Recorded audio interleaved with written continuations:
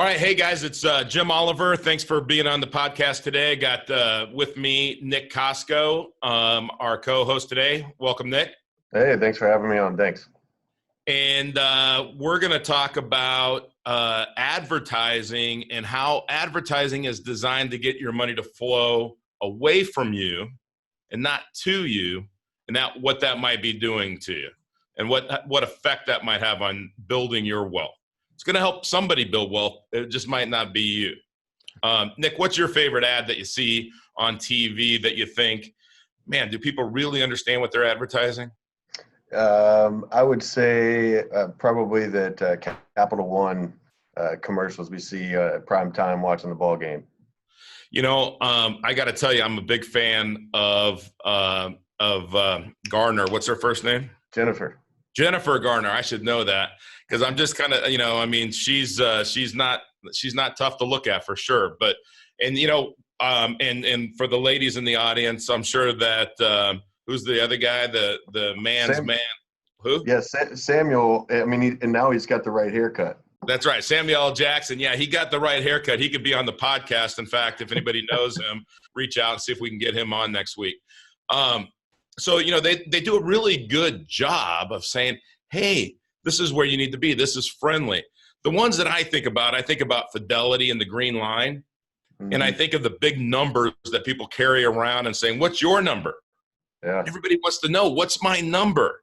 But what that assumes is that we're going to climb some mountain and accumulate a bunch of wealth, and then we're going to live on it and hope that we don't run out of money, right? So that's our strategy, Nick. Hope.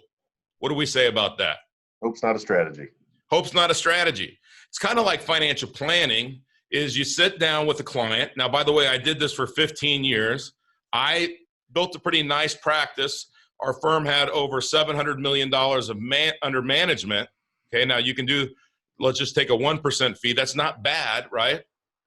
But the only person that was winning, the only people that were winning were the financial babysitters, the money babysitters, the financial planners, because they're getting paid regardless of whether our clients made money or not. That money's flowing away from our clients. First, it's flowing to your financial babysitter, who they don't manage your money. They're giving it to another firm to actually manage your money, and they're getting a piece of it, and somebody else is getting a piece of it, and somebody else is getting a piece of it, and then whatever's left over, you get. Okay, right? So when we've talked to a lot of clients, and you've been asking people this for 15 years. You always say, hey, what did that cost you? Right? What does that cost you? And most people can't answer it, right? Absolutely. And yeah, go ahead. I'm sorry. Now you got these people that say, oh, well, my guy only charges me 1% or, 75 basis points or whatever. But that's really just that scene cost. That's that's no problem to say that. But then you can go this step further. And you said, well, what's your all-in cost? Like before I heard you ask that to one of our clients, I'd never heard the question asked, hey, what's your all-in cost? Yeah. The all-in cost is something that no one can answer.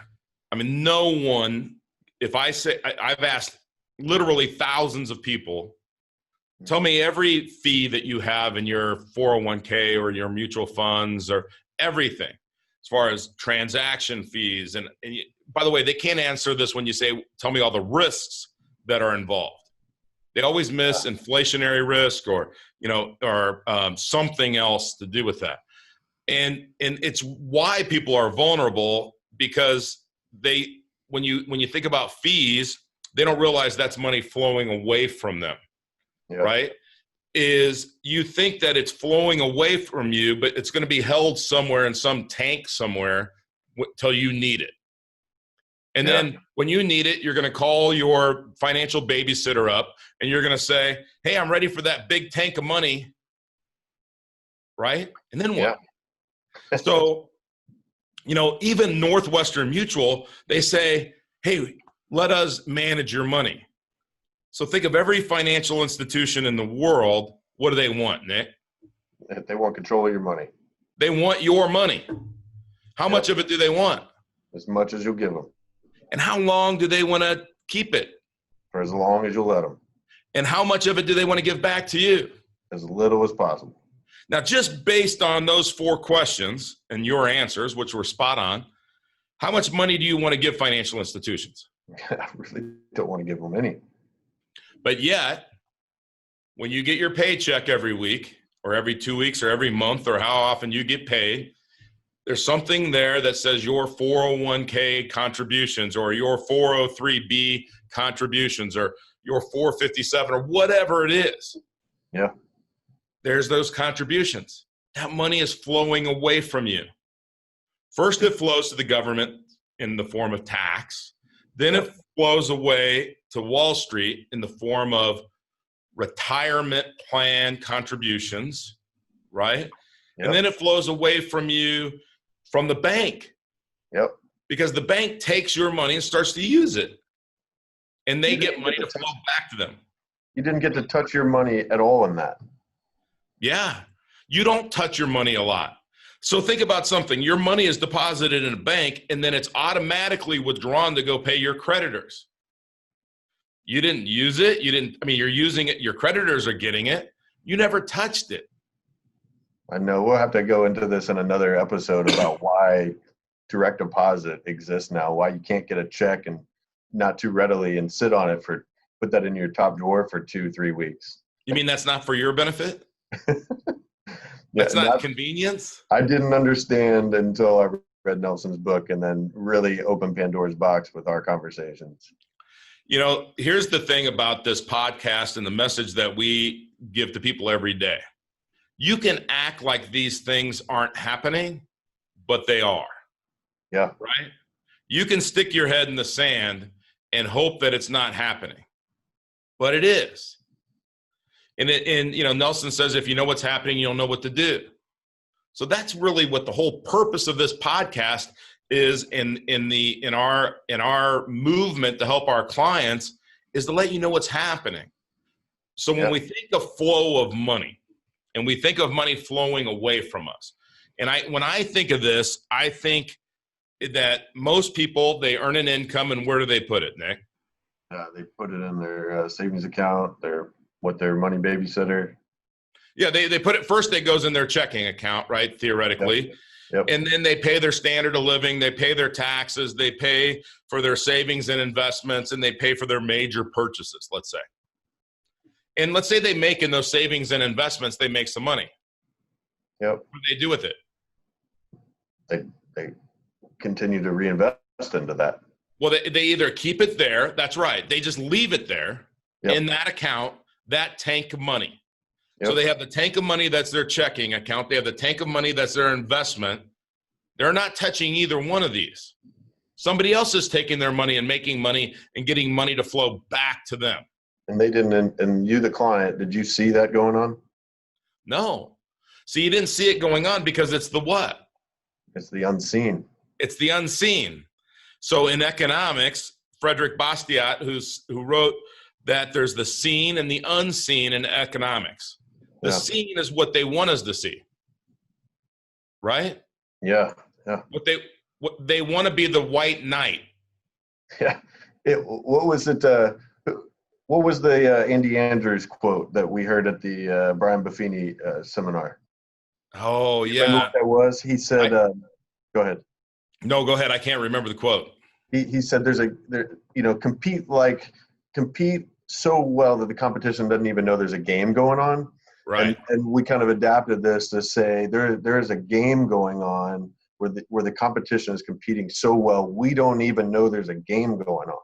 Like they're getting your money, daily, that whatever that is, whether those fees and the expenses are coming out of there, flowing away from you. And we don't even see it to the point that no one even knows how to answer the question what it costs. Right. It's done so smoothly every night on TV. The green line, the Capital One commercials, the way that the banks are working, they're so smooth about getting that money to flow away from you that we willingly do it every day with the thing, our savings, that retirement savings that's supposed to sustain us to the day we die. That we can pass on to our families. That that's what's supposed to be for to leave our families for a legacy. I mean, they're smooth about it. Right. Now, and they're so smooth, we don't even know it's happening. And the analogy that we used over the weekend, and an analogy that I think is one that people can relate to, is what it's like trying to boil a frog, right? If you throw the frog into boiling water, now I've never done this, so this is theoretical, okay? Supposedly the frog will jump out. Good for the frog, okay? But if you put the frog in warm water and you turn it up slowly, then sooner or later the frog boils and he doesn't jump out. That's what's happening in America with people with their money, is it's not so aggressive that people don't, I mean, you're not a slave because you're an actual slave. You're slowly a financial slave because all your money flows to somebody else's money pool instead of your money pool. And everything flows to somebody else for somebody else's benefit instead of your benefit. And really, it's so simple. And, and I know I've said this a million times, is I say Einstein said simplicity is elusive. Now, I can't see that he said that. I can't find that in Google that's a quote attributed to Einstein. And I'm not arrogant enough to say Jim Oliver says simplicity is elusive. So we'll just say it's a known fact that simplicity is elusive. All we have to do, though, is turn that around and get that money to start flowing back to us. And then if we add velocity to the turnaround, right, meaning we're getting more to come around and keep that moving, pretty soon financial independence and independence from these organizations is possible. And it's not only possible, it's practical, it's easy, it's right in front of us. Why isn't everyone doing this? Well, everyone that knows about and understands this does. Now, think about this. The banks. We say that banks understand money. They know how money flows and how to get it to flow back to them. Well, what do they do with the money when it flows back to them? They loan it out. But they also have these things called tier one assets. And there's one asset category that they have that they're limited by 25 they can only have up to 25% of their tier one assets. And it's the right type of bank-owned life insurance. Huh. Now, if you talk to a banker, they'll tell you why they want to own life insurance and how that works. But most people think, well, I don't want to, when they think of life insurance, they think the lowest cost and the highest death benefit, because that's the only benefit that we're taught in the life insurance business to look at. So, I think people that understand this do it. Every single person that we've ever talked to that understands it. Now, some people can't understand it or won't understand it because their paradigm is too set. It's just too set. Young people get this like, your son, Jake. Jake gets this all day long, right? We just had a whole conversation last night at the dinner table. He went back because he was at the boot camp on over the weekend, and he said, "Papa, I just don't understand. How am I going to expand my system?" Like, he's 9 years old, and he was talking about expanding his banking system. He's like, "Now, can you explain to me that $10,000 and $6,000 example that you did?" So I wound up getting a piece of paper at the dinner table last night and showed him how we're going to do this. He's like, "Now, how am I going to earn money?" So we talked about some things that he's going to start doing to earn money, because he doesn't want to go spend his money on certain things. He wants to, how do I figure out how to expand my banking system? Jake may never have to walk into a commercial bank in his entire life. That would be awesome. That'd be an awesome gift to give him. How wonderful would that be that this 9-year-old here in 10 years, or heck, he's making money now, but in 10 years, he might have his banking system set up to where he never has to walk into a commercial bank again. So think of the Fidelities, the Northwestern Mutuals, the Prudentials that want all this money to flow away from you. Basically, what they do is they try to scare you. Now, it's kind of like Dave Ramsey has this rhythm. Tries to scare you. Hey, you're going to be eating dog food, right? So you better do this so that you're not eating dog food. Right? Okay. Yeah. So, I mean, that's just not our style, number one. Our style is empowering. Sure. Hey, Nick, let me coach you to show you how to get money to flow back to you. Yeah. And now I'm not going to be the one flowing money back to you, Nick, because by the way, if I was, you wouldn't be able to afford my fee, right? If I Right. was that money babysitter, if I was actually making you money, and how many people out there know people that charge the more, you ever notice the better somebody is at managing your money, the more they want, Yeah. right? The more of it they want, which means the less of it you get. Yep. And you think, well, but they're really good. They're really smart. They're smarter than me. But we got to educate ourselves on how to get money to flow back to us. And then we have to find out what are the things that we do well. So we always, whether we own a business or not, we have to think like a business owner and act like a banker, right? Yeah. Get money to flow back to us. Get money to flow back to us. If that's the only thing that you take away from this podcast is just that question in your mind is, I got to get money to flow back to me. You know, it's kind of startling when Kiyosaki, Robert Kiyosaki, the author of Rich Dad, Poor Dad, says savers are losers. Yeah. And that kind of hits that saver right in the gut. You know, like I'm trying to be responsible. What do you mean savers are losers? And there's a lot to unpack there. But you said something this weekend, we say it a lot, is that emotion's a law of God. You know, so is stagnant water safe to drink? Absolutely not. No. If blood doesn't flow through your body, is it going to keep you alive? No. If air doesn't flow through your lungs, are you going to stay alive? No. No. And if money doesn't flow, what does it do? It dies. And do the banks understand this? Banks completely understand that. And, Absolutely, you know, the banks understand that. there's that saying, the money follows the sun. Yeah. You know, so, you know, the bank in New York, as it's closing, lending money to the bank in Chicago, and it flows to Denver, and they're borrowing that. It goes around the world. Yeah. They're not, that money's sitting there stagnant ever. And you know, you're exactly right, Nick. People have a hard time. In Nelson's book, he talks about there being one pool of money, right? Yeah. And he says it doesn't matter the currency or the denomination, that there's only one pool of money. Just like there's only one pool of water in the world. And to say that the water in the pond behind my house in Florida isn't connected to the Amazon is just silly. Why is that? It's an enclosed system, right? It evaporates up into the atmosphere, creates wind, and is blown somewhere else and rains. So it's constantly moving. Sure. If it wasn't, our atmosphere would probably disintegrate.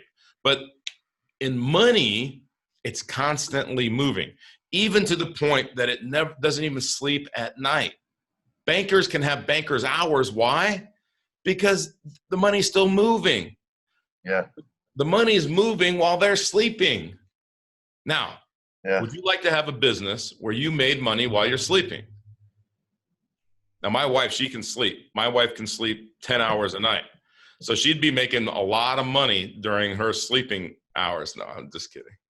You know, it reminds me, I had a roommate after college who I said would be my first friend that's a millionaire, and I know that he is. And he owned a lawn care company, and he wound up buying some other trucks. And I remember him analyzing putting those trucks to work overnight while he was sleeping. He was trying to look at, hey, could I put these parking lot cleaning pods in the back of these trucks and then pay somebody to operate the truck overnight?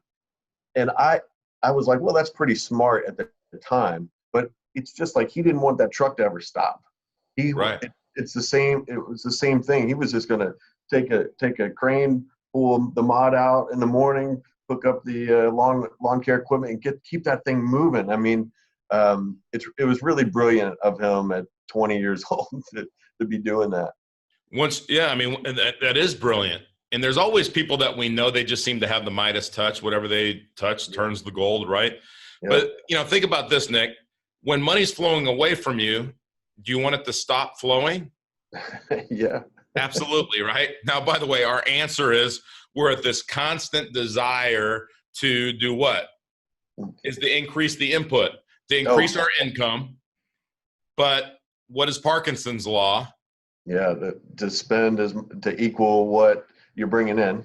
Expenses rise to equal income, right? Or exceed income in America. And And so we increase the input into the money tank, but the flow just increases as well. And we don't want to slow down. I mean, we want to stop the flow. So we do. Sure. We put it in a savings and investment account, and it dies. And we say, well, we stopped the flow, right? It's almost like having a cut. Yeah. Right? We want the blood to stop flowing for that. And I understand that. But if the blood was, we don't want the blood to stop. We don't want our heart to stop pumping the blood. And we don't want our own banking system to stop pumping the flow, because the flow comes back to us. Sure. So now, hey, we want to get on that treadmill, right? I hope you're following my analogy, Nick. So, now I'm trying to get that blood to flow faster by exercising. Yeah. And that's what happens when you're your own banker. It's because the money's flowing back to you. You just want it to move faster, which in economics we call that what? Velocity of money. Velocity of money. Yeah. Yeah. And it's fun. It's fun to put it in. It's fun to put it into practice. I tell you, I never would have imagined being able to do the things that we're doing with money. Never. It took being willing to think differently, right? I think that's one of the things we like about teaching this is we get to work with like-minded people, right? Yeah. People that are looking at this life from an abundant mindset. Take our guest from last week's podcast, Javier Herida. I'm sorry, Javi, I butchered that. Herida. I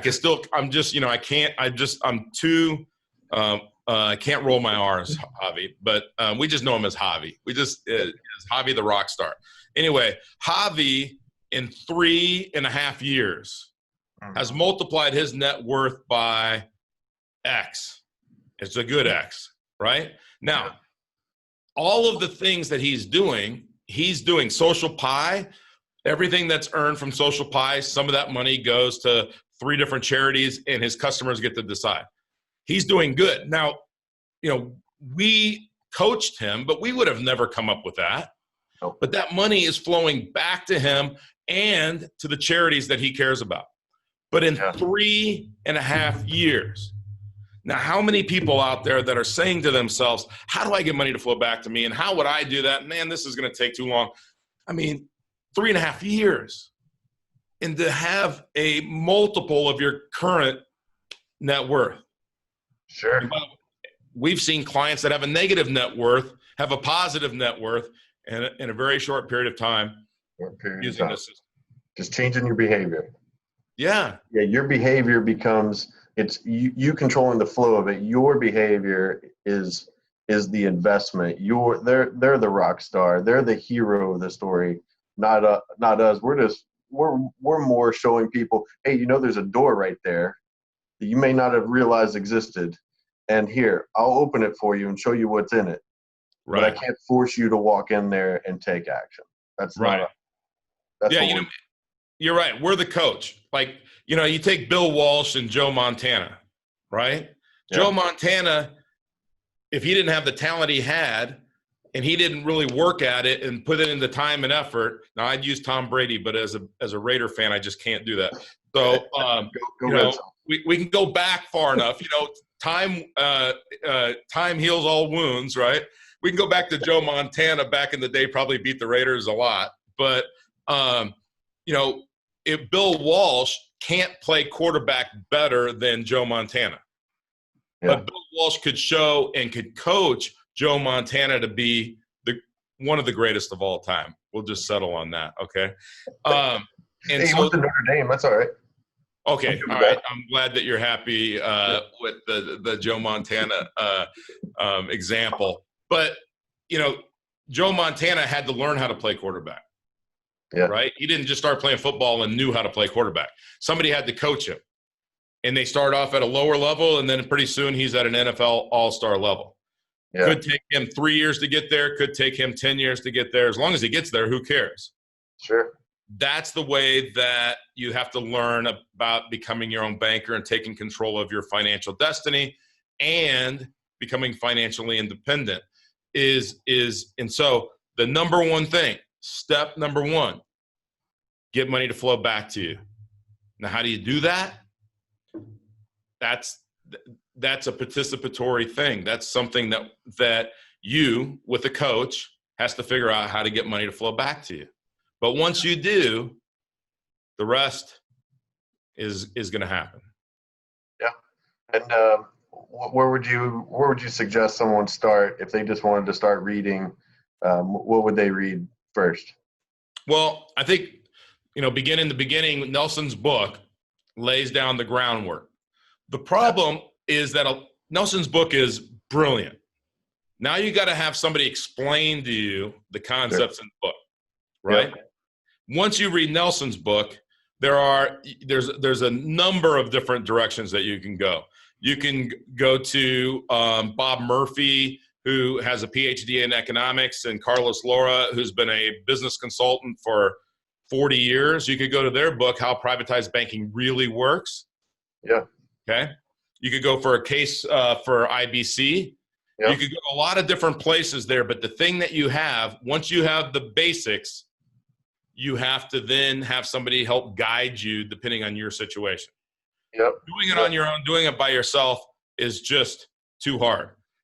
There's only one Jim Furyk with that ugly swing, right? There's only one. Yeah. It'd be much easier to teach your kid how to swing in a more simple movement, right? But then that takes coaching. So find yourself a coach that understands real asset investing, understands cash flow, understands how to get money to flow back to you, understands infinite banking, and really wants to get outside of the box. It's just like this podcast. The wealth building strategies are of the unconventional and rebellious. Now, sometimes rebellious might say to somebody, well, I don't want to be rebellious. I mean, I sure don't want my kids to be rebellious, right? But if the system is rigged, then you have to be rebellious. Sure. And you said something earlier, like, take Monopoly. Now, I'm not saying this to be arrogant or anything, but I've never lost a game of Monopoly. And you never miss an opportunity to tell us that too. That's right. Now, when my wife and my kids want to play Monopoly, I really don't want to play. Now, why? Because you're winning every time. Right. Now, you want a challenge. No. I don't want to crush them. Because in Monopoly, just like in the financial world, there's the 800-pound gorilla somewhere. I'm the 800-pound gorilla when we're playing Monopoly, and I don't want to crush them. When I look at my 10-year-old and tell her that I'm about ready to bankrupt her, I don't feel good about that. Yeah, right. You got a heart. I have a heart. I'd much rather play Monopoly against you and my buddies, and and pound you guys and put you guys out of business. I mean, I don't take any. When I have Park Place and I've got hotels on Park Place, I'm going to bankrupt her next time she lands on it, right? She's going to be done. And then she's going to be mad. Then she's not, so anyway. You know what I love about that? It goes to Nelson's mission, Bob and Carlos.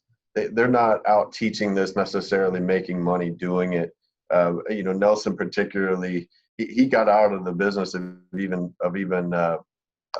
coaching the platform and selling the platform. He just wants to spread the message in a very altruistic way. And I didn't realize that at first. And it really lent to the authenticity of what was going on. It's something that we really, it speaks to us. It allows us to easily tie our leg to the mission, and to be authentic with our clients and say, hey, listen, here's the whole story about what's going on. We don't shy away from any questions. I mean, we've had people put us on the spot and say, well, how much money are you putting into your system? Or tell me exactly. I want to know exactly. What exactly are you doing with your money? Like, whether it's that business or that real estate, like, they want to drill down, and we don't hide from it. We don't necessarily advertise it. But I appreciate that we do that. And you taught me that our clients would find tremendous value in it. And it goes right to the mission that Nelson's trying to accomplish. Nelson's whole seminar when he used to do it, and I consider myself very fortunate and blessed as you are, that we've seen Nelson Nash live for 9 or 12 hours, because it's never just whatever it's scheduled for, because it's the after and in between the breaks, the lessons that Nelson shares. But all Nelson does is tell stories.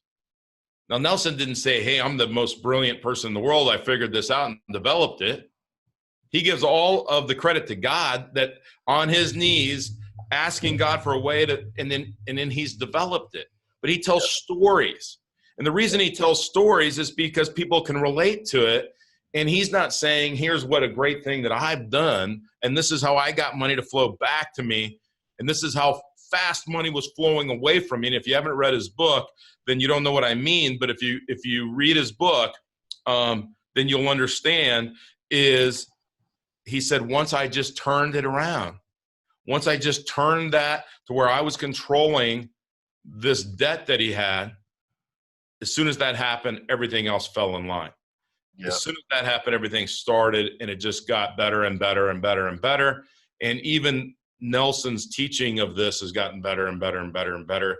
And he's going to be 88 years old in March. He's still sharp as a tack, and he's still sharing this message, if not daily, at least weekly, with somebody. And that's like this podcast. And as we kind of wrap it up for the day, that's all we're trying to do, is share with you some concepts that help you start to think. All we want you to do is think differently for your benefit, not for our benefit, but for your benefit. And today, let's just turn that flow around and get the money to start to flow back to you. Hey, Jim, is there a place where a guy could even get a copy of that book? Absolutely. I'll tell you what, we'll make anybody that goes to our website and wants to just find out how they can get money to flow back to them at createtailwind.com, and put your information in there, schedule a overview where we're just going to teach you. We'll send you the book for free. If you don't want to do that, which, hey, that's fine, then you can get the book on Amazon, or you can get the book from infinitebanking.org, Nelson's site, and you can go get the book on your own. Is there anything Is there anything to buy at the end of that overview? There's nothing to buy. There is nothing to buy, no obligation. I know on this, if you're watching the video, we may look like we're big enough to throw you down on the ground and twist your arm behind your back and take your wallet, but we just don't do that.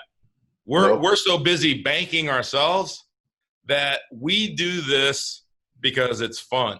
I love showing somebody. And again, I've got dozens of examples, and we're going to hear from these people, but take a Javier, and how Javier, how do you say it? Heredia?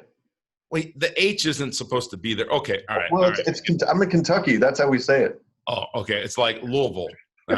My kids all, my 10-year-old and my wife practiced saying Louisville instead of Louisville, because, you hear it on TV and it's always Louisville, right? Yeah. So we know that's not the way somebody from the town pronounces it.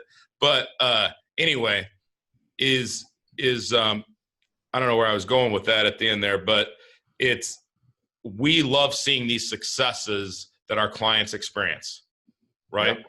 So we're going to have more of those on. We're going to have plenty more of those on in these coming episodes, success stories of our clients, our friends coming on here, sharing their story of breaking away, whether it was just their action, their mindset to break away, where were they, and what triggered, and then tell us about their journey of breaking away financially from that flow of money going away from them to flipping the card over and getting money to flow to them in an uncommon way. And we've really got some great guests lined up, and we're looking forward to really sharing those with all of you all here very soon.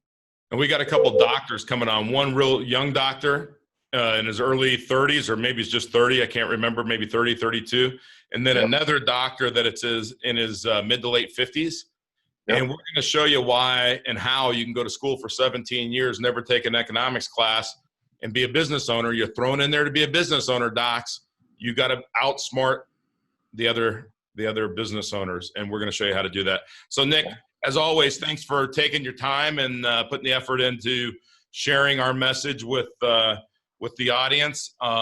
Everybody out there, look forward to next week when we're going to share some more information on how you can break away from the herd, how you can break away and get money to flow back to you for your financial independence, not your financial babysitter's financial independence. Until then, have a great week. Thank you all. Take care.